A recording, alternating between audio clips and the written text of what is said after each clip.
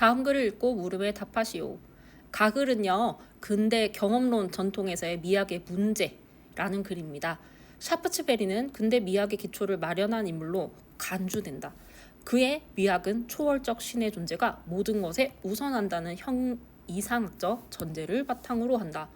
온 우주가 신의 피조물이라고 보았던 샤프츠베리는 우주의 속성인 질서, 균형, 조화를 지닌 대상을 아름답다 여겼으며 그가 생각하는 미는 대상 속에 실제하는 형식적 성질로부터 기인하는 것이었다. 일문단은요, 샤프츠베리의 미의 전제와 개념에 대한 이야기입니다. 이문단, 샤프츠베리가 가지고 있는 또 다른 형이상학적 전제의 미의 위계성이다. 그는 대상이 지닌 형성력을 기준으로 미를 3등급으로 나누었다. 모든 것을 말할 수 있는 형성력을 가진 존재인 신을 가장 높은 등급으로 보았고, 신에 의해서 예수품과 같은 아름다운 것도 형성할 수 있는 인간을 그 다음 등급으로,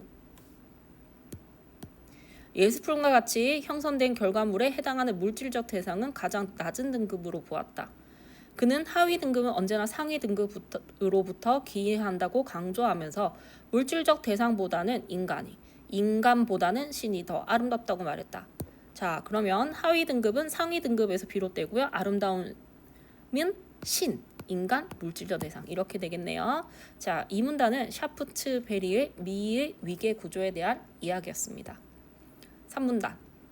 그렇다면 샤프츠베리는 미적 경험에 있어서 인간이 어떻게 미를 감지한다고 보았을까?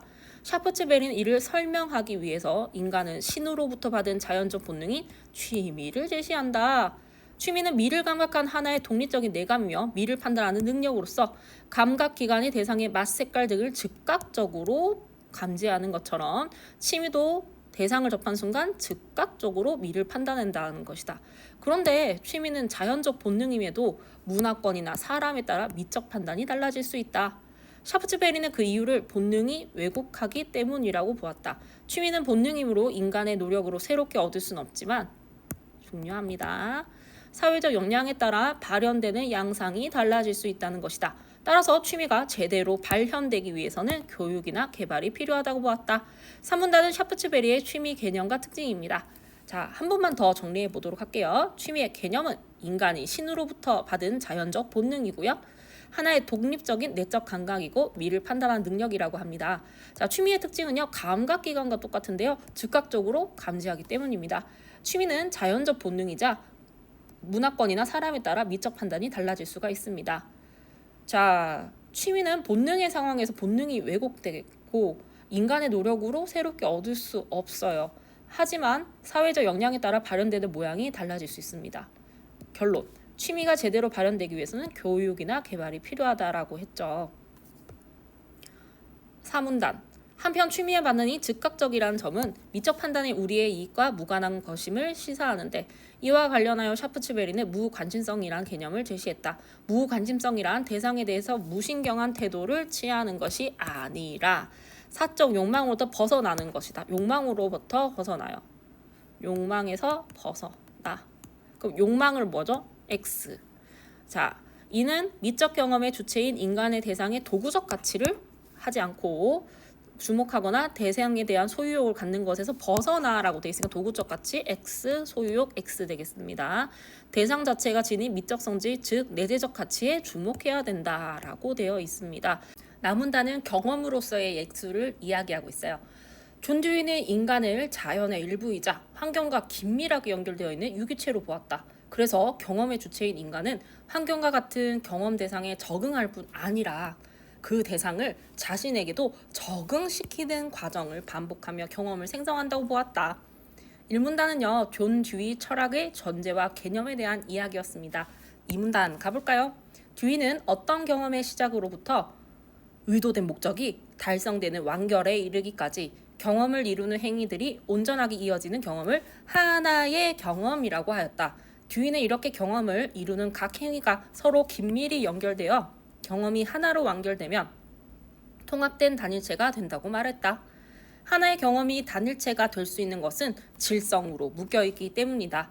질성이란 경험 주체가 어떠한 경험 상황에서 직접 포착하는 것으로서 경험 상황만이 가진 고유한 독특한 성질을 의미한다. 가령 가족과 함께 식사를 한 후 자신이 포착한 그 식사의 지배적인 특징이 풍성함이었다면 풍성함이 그 식사의 질성이 된다. 만약 다른 가족 구성원에게는 우아함이 지배적인 특징이었다면 우아함이 그 식사의 질성이 된다.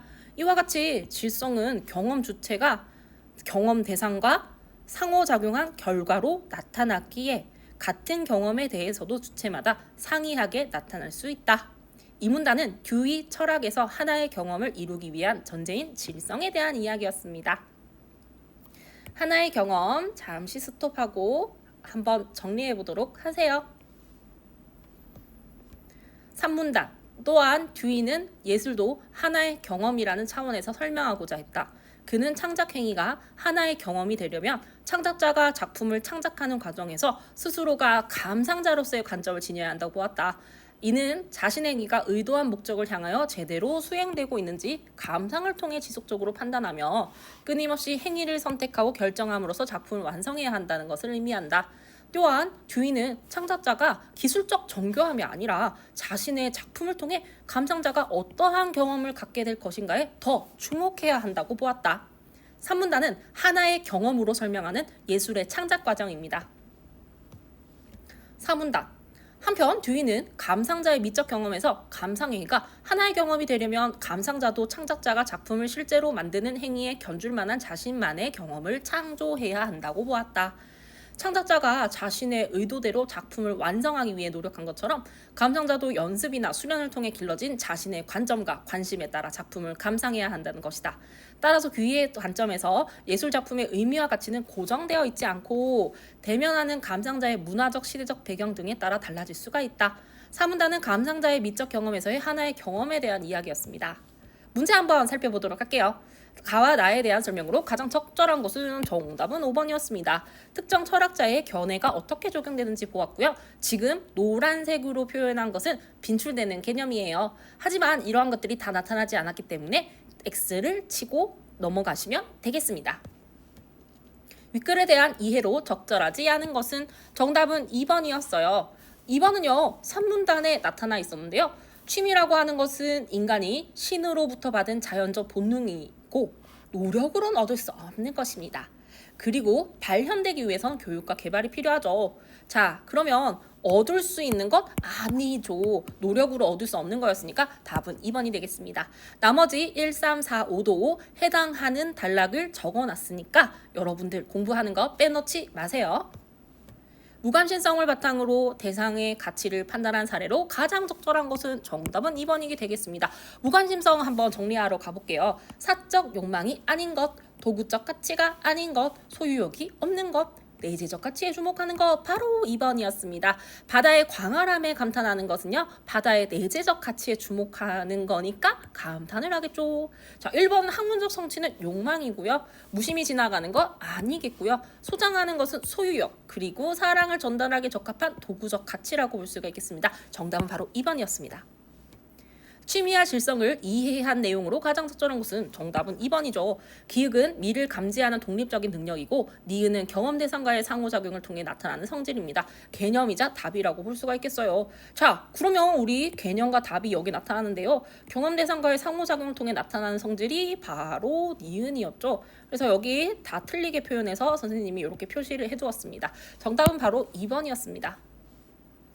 가와 나를 이해한 학생이 보기에 A에 대해 보인 반응으로 적절하지 않은 것은 라파엘로는 토론을 바탕으로 한 지식탐구의 중요성을 드러내기 위해 아테네 학당이라는 그림을 창작하였다.